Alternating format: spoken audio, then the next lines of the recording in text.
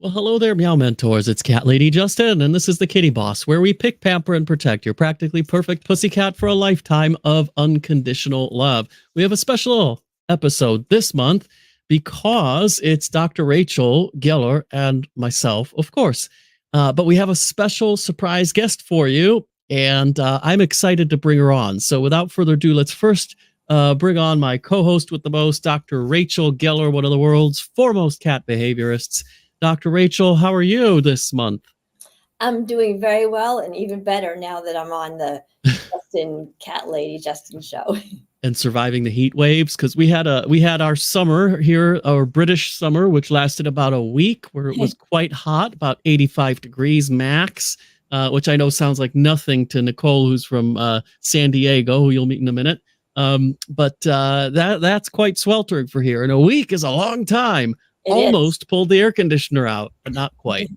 The horrors. Well, it was in the high 90s here for a couple of weeks. So. Oh, good heavens. I don't think I've ever experienced that in this country. Of course, when I was in California, I did. Yeah. So let's not delay any longer and bring on our special guest, Nicole. Nicole is the founder and owner of the Whiskers Wine Bar, which, if you're lucky enough to live in San Diego, you can visit it. If you're not lucky enough to live in San Diego, then you definitely want to pay a visit.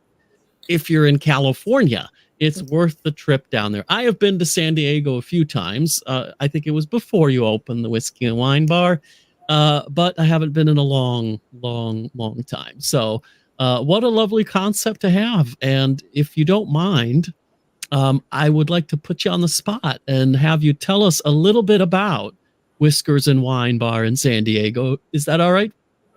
Yes. First of all, thank you for having me on your show.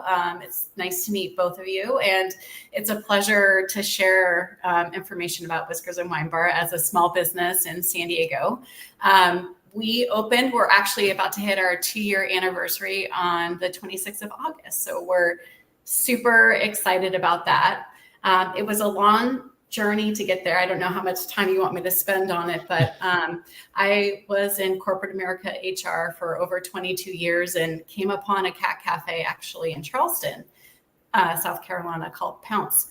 And I was like, beer and wine and cats and hanging out sounds amazing. And there set forth the journey in 2017. So I started working on the business plan with my husband, who is a consumer attorney. So he's kind of my legal and IT tech person. But we found a location in San Diego in North Park on Adams Avenue in 2019, right before the pandemic. And so we started building out, and then the pandemic happened. So the build out took about 3.5 years to build out the space. But we really wanted to focus on catification and making a space that was very pleasing for humans, but also was a cat resort. So we have a 2-story building where cats have their own staircase up to the upstairs catio. And you can see in my background, that is our catio. I don't know if you can see it okay. So we do yoga up there and have special events. But anyway, back to the story is it took us a long time to get where we are. And we opened 2 years ago. And so since then, we've worked with a couple different partners. Currently, we're working with Whiskers Without Borders, and we are at 234 adoptions to date, which is amazing. And we're so happy to be able to provide a space that provides cats an uncaged environment where they can live there until they're adopted. So it's been really fulfilling to provide that experience for the kitties, but also the guests that come to visit them, and provide socialization and all of that good stuff. That's amazing. It's a great story. And what a lovely thing to do. I mean, where I live, which is in England, in Nottingham, the home of Robin Hood, we have a place called the Kitty Cafe, and it's similar, but not too similar, because I don't think they serve alcohol. It's more, you can have some food and snacks and have some coffee. So it's more a cafe as in coffee, like a coffee shop. And it is lovely. They've, when they first opened, It was great, and now they've expanded. They have, I think, 3 or 4 locations in Nottingham and Birmingham. I think there's one in Manchester, all in England, but they have like 3 locations now, and they do a similar thing. They have a place where the cats can basically roam freely.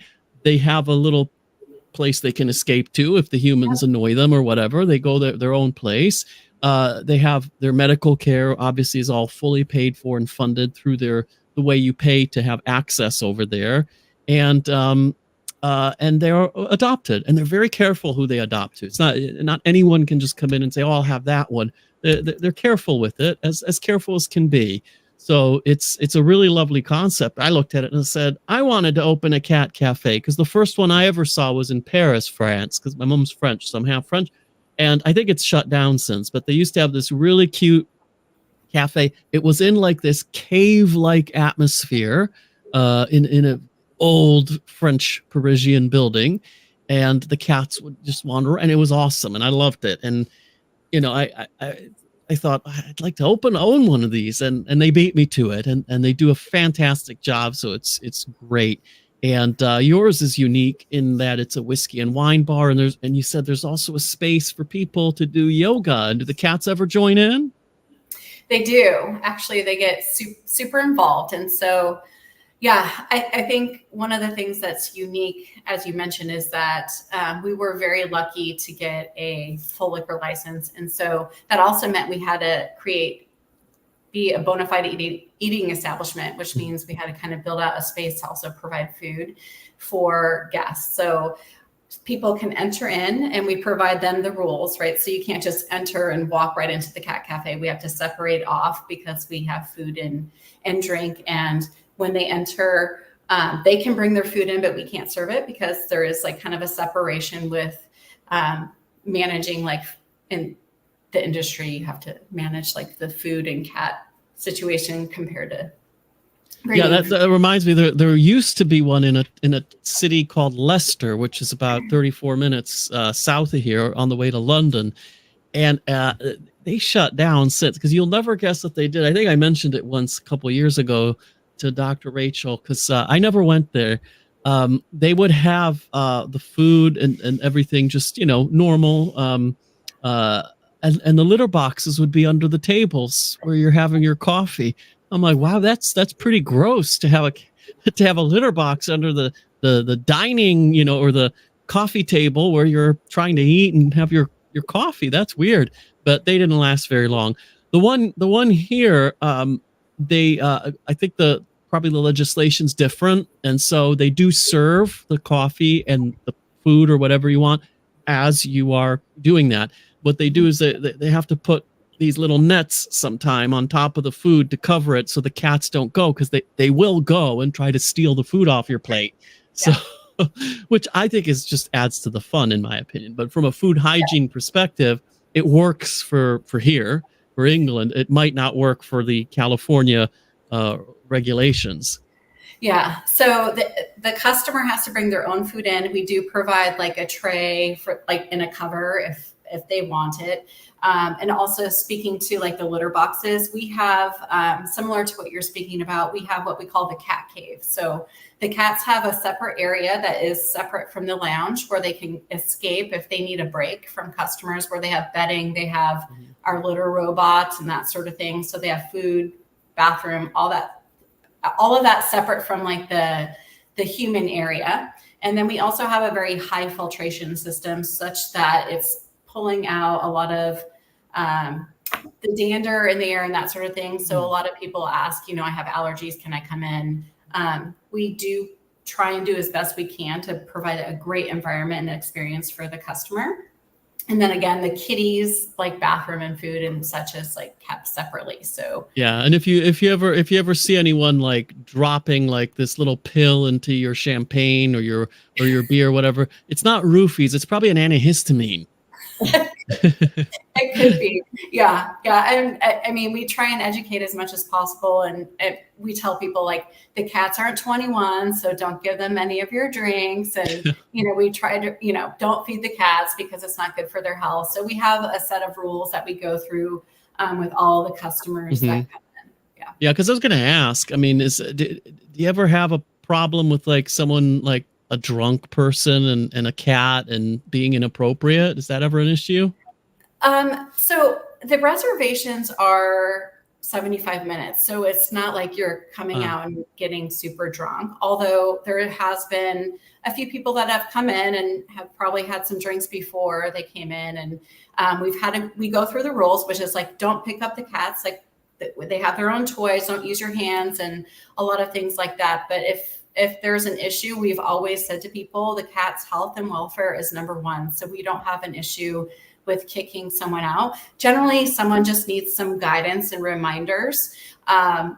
So that's important. But the other thing is, you can imagine they come in and there's 20 cats that are cat lounge and they're like, I want to adopt all the cats. I've had a couple glasses of wine. I want to adopt them all right now. It's like, so that doesn't happen. So we're like, we're happy for you to fill out an application, but we always do adoptions on Sunday after we close. So if you're interested on Tuesday, you still have to go through the application process.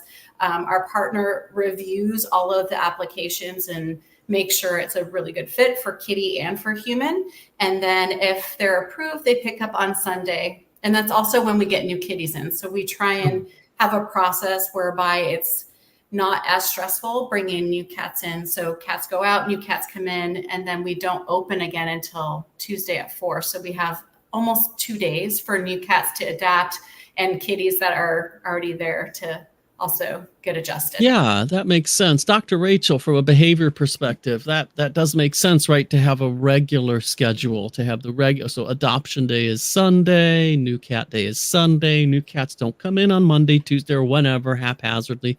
That makes sense, right? Yeah, it does. I mean, cats thrive on routine.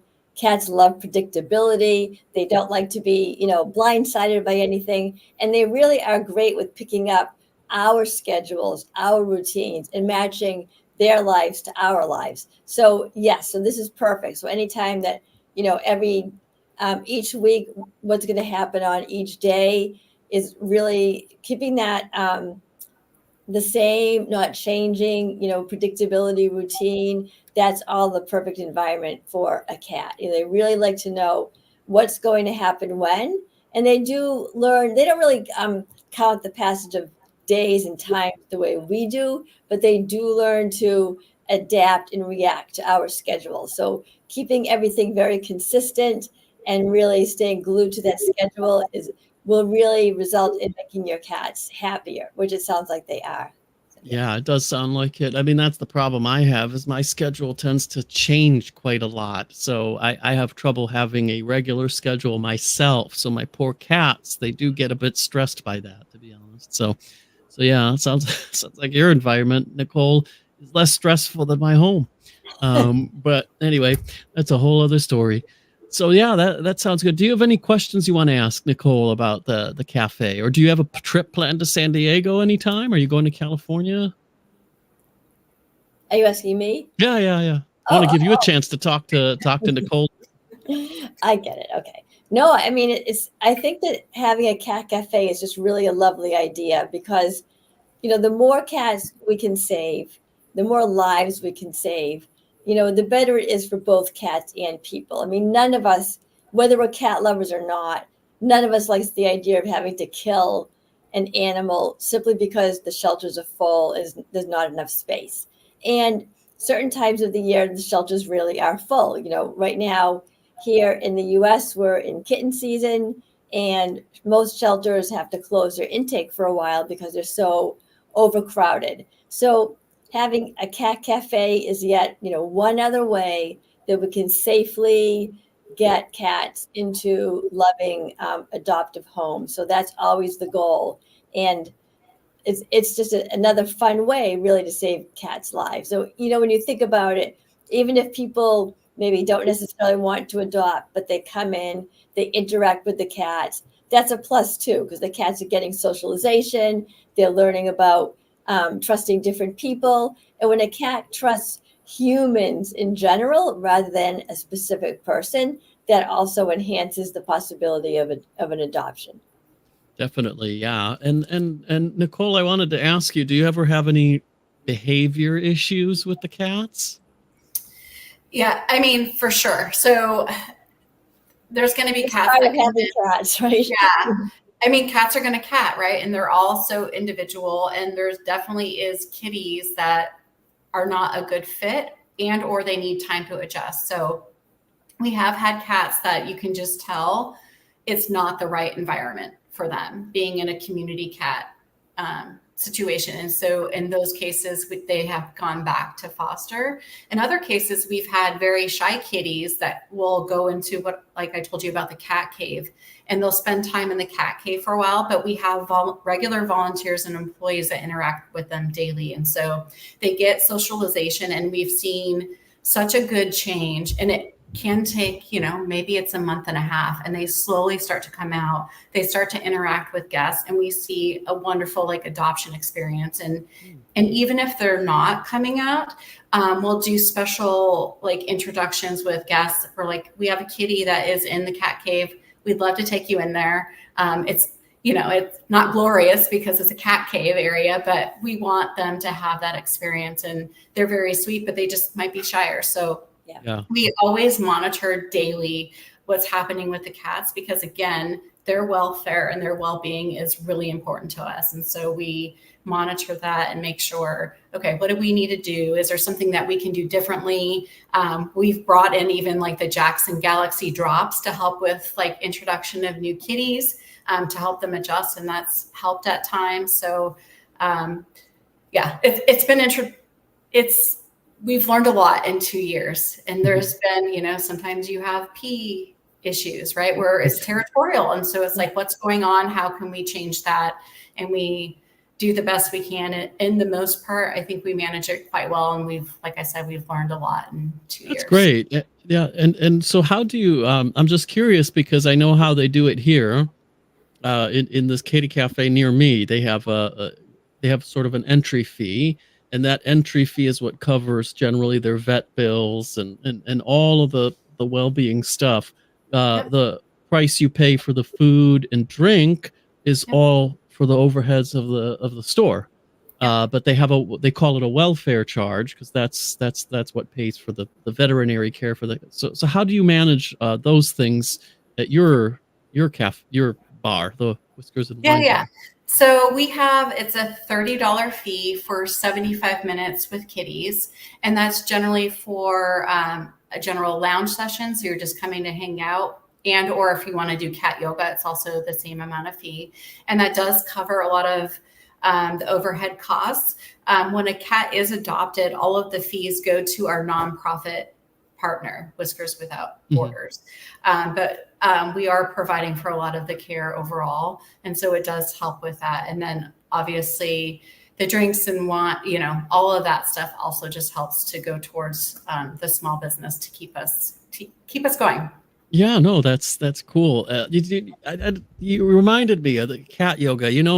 There was did you know that there is such a thing as an actual cat meditation, which is a meditation that actually requires a cat? Did you know that there is such a thing? You might want to Google it to know the exact procedure. I don't teach this. I just know a bit of the history of it. And then the short version is that a long time ago there was a meditating monk in Asia somewhere, and he loved cats. So he would always meditate with his cats, and a lot of disciples saw that, and they assumed that there was a reason that the cat was helping him to transcend, that was helping him to connect, that was helping him to do what it is that needs to be done during the meditation. So they developed this meditation that requires a cat to be with you. Generally, you're sitting in that position and you got the cat on the lap. I mean, I often have that anyway, so they developed that. It wasn't true. He wasn't doing anything with the cat. It was just that he loved cats, so he had lots of cats. And so for hundreds of years, there was this monastery with meditation and cats all over the place, until there was another head monk who was allergic to cats, so he just cut all that out. And they realized it wasn't true. But the funny thing is that, of course, now modern day science, we know that, well, it was true, because cats do, with the purring and the frequency of that, lower cortisol levels in humans, lower stress levels. So in many ways, they are helping you with your meditation. So it was something that was a myth for a while, but actually the myth was found to be true. So there's a cat meditation, and for the procedure of how you do it, you can look it up, because that might be something fun to do in that yoga space, is to introduce that to your customers and then have them doing this cat meditation like in the ancient monastery you used to do. That does sound like fun. I mean, Yeah. I'd go to that. Yeah, I mean, there's a reason why we call it cat therapy sessions, because we know there is a physiological response to, like, you know, petting cats and we are getting therapy from them. So not only are we helping them socialize, but they're also helping us mentally. And I have so many return customers that are just like, I need my cat therapy session. And that was going to be my next question, is do you have any repeat customers, any regulars, so to speak? Yeah, I was going to ask that too, because I'm thinking, like, say if I'm a cat lover, well, I am a cat lover, but say I'm a cat lover and I don't own my own home, like I'm in a small apartment and the landlord does not allow cats, or I have children who are allergic, and I'm thinking there might be people who they know they can't adopt, but they can get their, fix of cats by coming and spending, an hour or so at your cafe.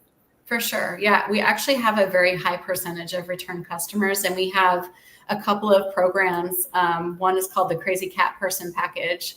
So you can get discounted rates by buying a package, and you get, cool shirts and merchandise. But we also have a Purrs and Perks card. So if you come in and you get your card stamped, you get, an extra free session. But it is quite amazing. Almost every session we have return customers, which has been great. So that's cool. Do you have a Perks card, like PURRKS? PURS, Purrs and Perks. You even need to ask that question, Justin, of course.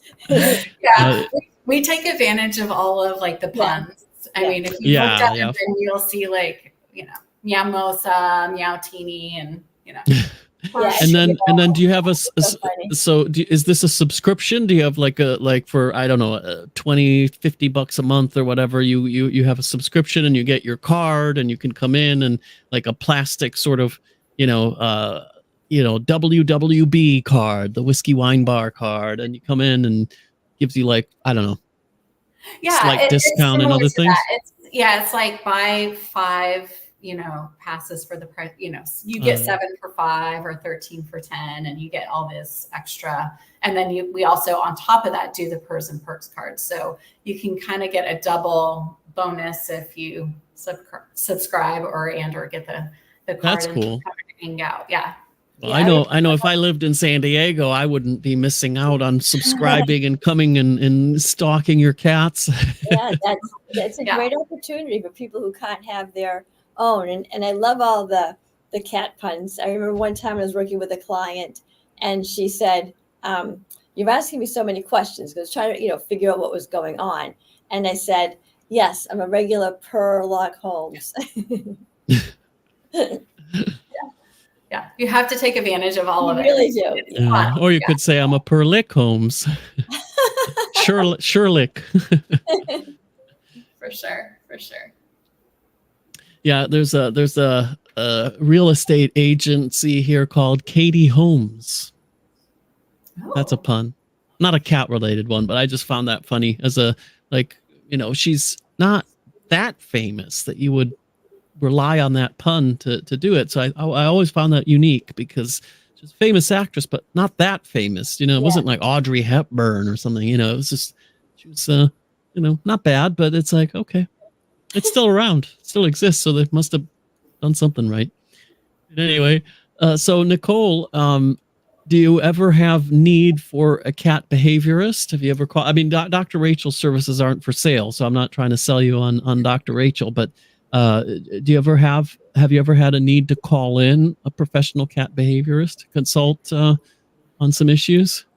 Yeah, I mean, we have worked, we're very closely entwined with all of, like, the other rescues, including like San Diego Humane Society. They've had really big group organizations where we've come in, and they've had Jackson Galaxy, the Kitten Lady, and all of them come in and we've talked about, what are the issues you're seeing and that sort of thing. And certainly with some of the rescues that we work with, we've had how can we handle the situation? What's going on? And so always that is welcome because we always want the best for the kitties. And so if there's an issue, we're always trying to solve it, which again, with a community of around 20 cats that we have in our 2-story building, there is going to be issues. And usually you can tell why that is, whether it's territorialism or something else is going on or medical. But we always welcome feedback. And so we're always reaching out to the community, the cat community, to get information on how we can do better and help solve issues and make it the best environment for the kitties. Yeah, I go into shelters and rescues all the time and do staff training, volunteer training. And, if it's in this area, I do it in person. If it's not I'm in the Boston area. If it's not in this area, I'll do it via Zoom. But even just in the past year, I've given behavior webinars in Singapore, Israel, London, Hong Kong. So the whole Zoom thing, that we all got used to during the pandemic has really been great for my reach. I even sometimes go into a shelter or, remotely or in person and do an Ask Me Anything. What cat behavior questions do you have? What's going on right now at your shelter? And I do that several times a month. And as Justin knows, I do this all completely free of charge because it's my personal mission in life that there never be a financial barrier preventing people from getting help for the cats if it's behavioral. So I find it very rewarding. I love doing it. And I feel like, we all love cats, right? But that doesn't mean that we all know what to do in every situation or with every cat, myself included. I'm always taking more classes and getting more certifications so I can stay current as well. But I think that is one of the best parts of my job is going into a shelter and doing a volunteer training or staff training. Because, sometimes there on a Saturday afternoon, I'm thinking, you have a lot of options of what you could do on a Saturday afternoon. But you're here with me learning about cat behavior so you can help these cats who, we're their caregivers. They need us and we're here to help the cats. And I find that very lovely. It's just such a good feeling that I can go out there and help shelters find adoptive homes. It's just so important. And what you're doing too, because we want cats in and cats out, right? That's the goal Right. at the end of the day. Yeah. Well, I'd love to have you both. I mean, you're welcome anytime to Whiskers and Wine. I'd love to host you and introduce you to the experience of Whiskers and Wine. And even if we can coordinate something, even with other local cat shelters and, do something fun. That'd be lovely to do one day. Yeah. Definitely get me over here from the UK, and Dr. Rachel's a lot closer from the Boston area. So it is possible. On that note, I wanted to give everyone a chance to scope you out and check you out at the website. So obviously you have a social media presence, but you also have a website called whiskersandwinebar.com. For the benefit of most people who are listening to this, I'll spell it out. The website is whiskersandwinebar.com. So it's whiskersandwinebar.com. whiskersandwinebar.com. I know it sounds funny to spell it, but you'd be surprised. Some very intelligent people can't spell. So I always spell it to them because I won spelling bees when I was in middle school. So I'm a good speller. But I have some friends who are I have a friend who's a bona fide genius. His IQ is actually above what Einstein's was. He's in Mensa, but he can't spell.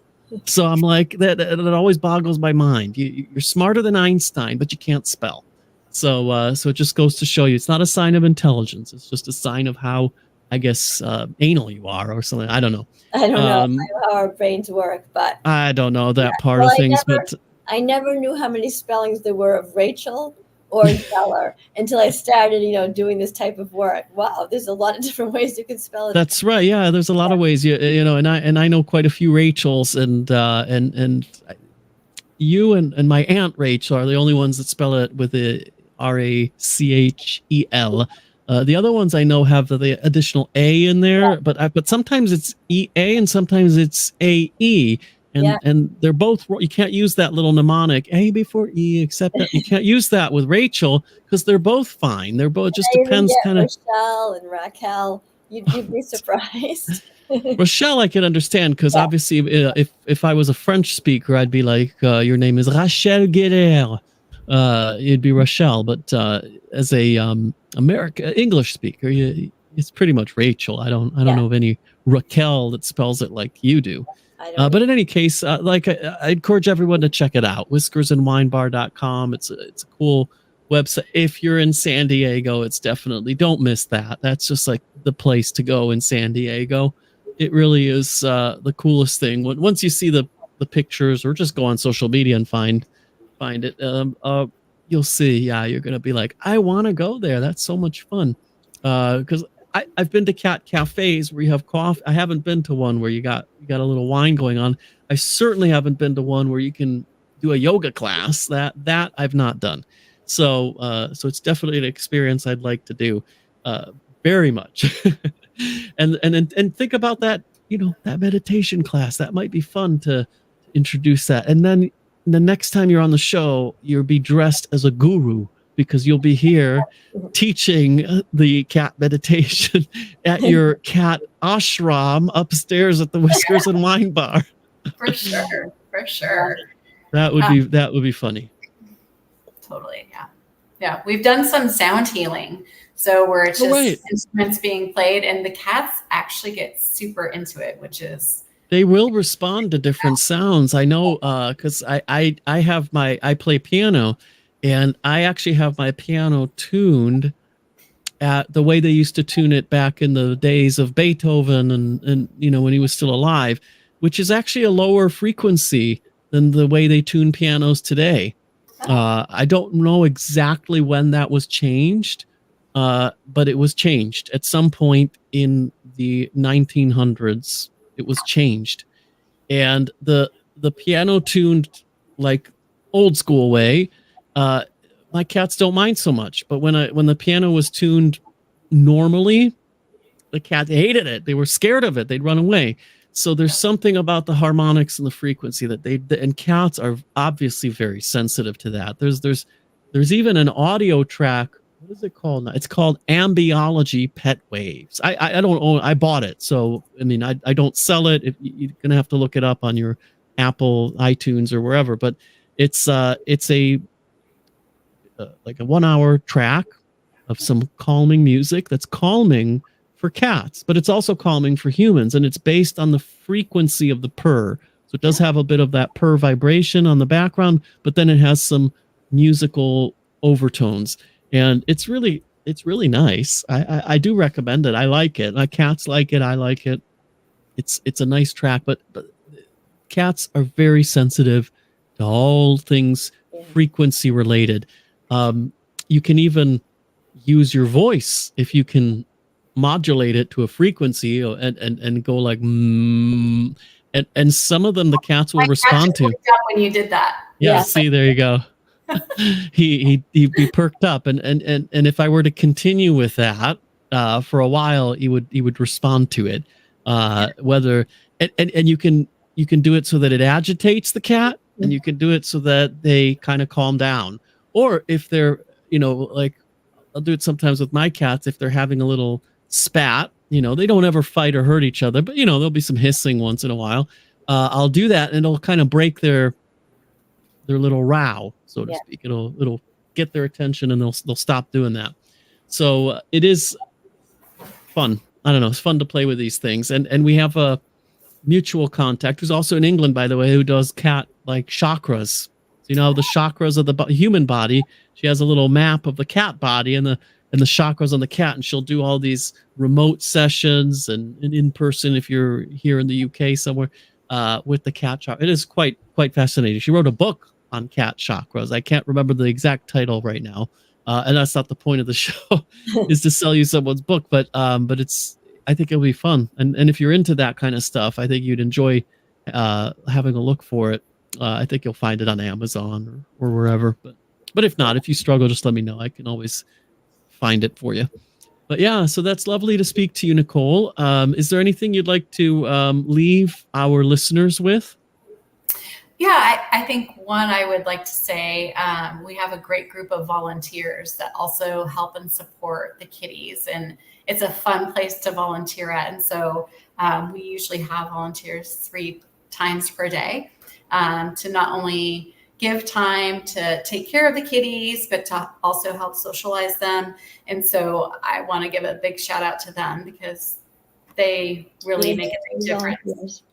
Yeah, shout out to volunteers. Yeah. And we try and do special like events to celebrate them and volunteer of the month and that sort of thing. So I think for me, that's really important that we have that great group of people supporting Whiskers and Wine. And thank you for the opportunity for having me on your show. And, you know, as a small business, it's always great to get the word out to not only support us, but the cats. In the end, that is the most important thing, is that we're helping adopt cats out and we're providing them a space to live and thrive in a different way than a shelter. And so I appreciate like the words that you said earlier, Dr. Rachel, on, you know, it is important because we are able to provide a very special space, and with our social media, that's different than a shelter. And so, and the cats are very happy there. So thank you so much, both of you, for having me on. I really appreciated the conversation. It was really fun. Yeah. And speaking of which, you know, I have this little spy cam that I position so I can kind of spy on my cats, like when they're lounging around the dining room and stuff like that. Do you have anything like that? Like I just remember when I was living in LA, and there was this, I don't know if it's still there, but there was this 24-hour sort of security cam footage. You could go on this, this is a long time ago, over 20 years ago, but you could go on this website and kind of see it. I think it was on the corner of Hollywood and Vine or something like that. Some building just had this 24-hour where you could just see that street corner 24 hours. I thought, well, that's boring in Hollywood, although in Hollywood it can be exciting, but for the cat cafe, you know, for a whiskey and wine bar, that could be fun to have this like news feed somewhere where it's just, we're streaming 24/7, see what the cats are up to, you know. They're called, do you have anything like that? They're called kitty cams. A lot of shelters have them. Yeah, we do have security cams. We haven't done a way to put it so everyone can watch all the time, but it is a way for staff to make sure they can see upstairs and downstairs at all times, and we can see just to make sure kitties are healthy and safe, because they live there all the time until they're adopted. And so we do have that. I'm sure we'll figure out a way to get it posted. But yeah, it's a great idea. It's like, you know, at the zoo, they have like the eagle cams or some of the. That kind of thing. Yeah. A lot of shelters will put the kitty cams like in their kitten room, you know. It's just another way, just another outreach, really, you know, for people, for shelters or rescues to get more people interested, you know, even if they don't want to adopt. A lot of times it will lead to donations because they see what goes on in the shelter and the work that goes on, you know, 24/7. So yeah, I think I just love all of those ideas, because at the end of the day, you know, I want cats to be happy and loving homes. And, you know, it takes a village. There are many roads to Mecca. You know, they're all important. They all have their roles. You know, shelters have their roles. Cat Cafe have their roles. Trappers have their roles. Rescues, you know, and we all need to work together to solve the problem of cat overpopulation. So I give thumbs up to all of these ideas. Yeah. And spaying and neutering has the roles too. Yeah. I mean, the Whiskers Without Borders, the group that we work with, have a lot of TNR groups that they work with to help save kitties and just help protect and do the right thing. And we try our best to do fundraising events. We work with little local artist mixers, and we have like other wine groups that come in to do like fundraisers to raise money for kitties. There's been a lot of kitties that have been abused, and we've helped raise money to save them and go through some pretty awful surgeries that they've had to go through, but our partner is willing to spend the money to take care of kitties that are in need. And so it's been so great to have a platform where we can help raise money with our group of. And if you want, contact me after the show, because I do a very popular fundraiser with animal welfare organizations in general. And what that is I'll come on, do like a Zoom presentation about what a cat behavior is, some of the common myths about cats, just kind of like a general 12 to 15 minute spiel. Then I open it up for cat behavior Q&A. Anybody can ask any questions. And then the third component is I'll announce that from this date, whatever date that is, for the next 2 weeks, for the next 3 weeks, whatever the organization wants, 100% of the proceeds from my book will go back to the organization. 100%. So it's a really great fundraiser. It's a great way to reach other people. People can ask cat behavior questions at no expense, completely free of charge, which is a big deal. So if you're interested, just let me know. Oh, I would love that. Yeah. I'd take a donation either for what I do. It would be all free of charge. Awesome. Yes. Let's please connect. That would be fabulous. I'd love that. That's fantastic. If you struggle to connect, just let me know. I'll do the introductions and make a little group thingy. So I wanted to thank you very much, Nicole, for coming and sharing the wonderful world of Whiskers and Wine Bar. So that's more puns and alliteration for you. The wonderful world of the Whiskers and Wine Bar. A lot of W's, but I do like it. So whiskersandwinebar.com is the website, but obviously they have a very great social media presence. So do check them out. If you don't have the opportunity, you're nowhere near San Diego, just check them out anyway and support them that way. And maybe, if you live in Canada or something, you want to open your own. I don't know. It might be an idea, because or maybe one day you'll have franchises. Who knows? That could be another business model for you. And then I'll be like, remember that cat billionaire Nicole? She was on this show first. Like you could be our first cat billionaire. That would be cool, wouldn't it? But anyway, those I'm just dreaming now. But don't forget old Justin when you do hit the big time.